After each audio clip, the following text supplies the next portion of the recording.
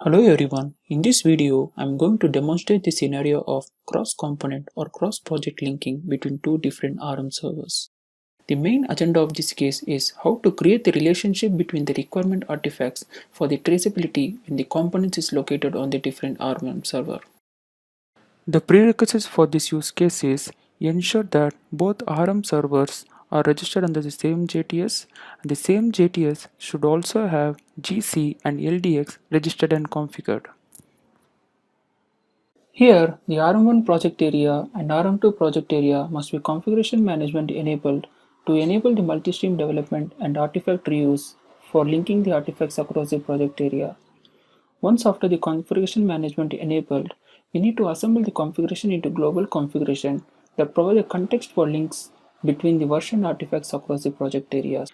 While using custom link types, make sure the same RDF URI is maintained.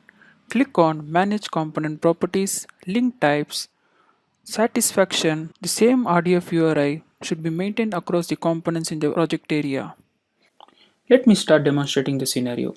This is the RM1 project area which contains the requirement artifacts. Here I am going to link this requirement artifact to a module which is present in another component of the RM2 server. Select Add Link to Artifact and Link to.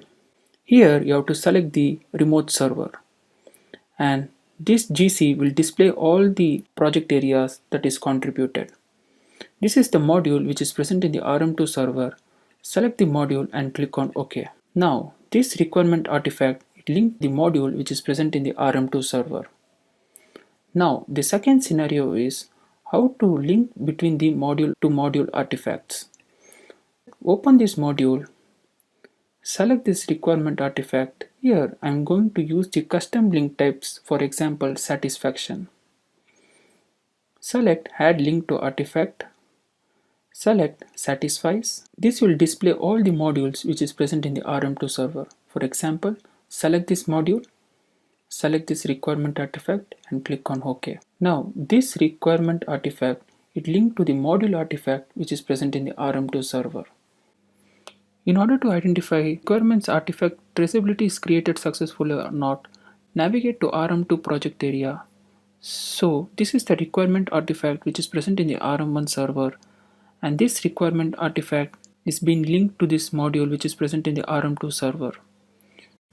Thanks for watching this video.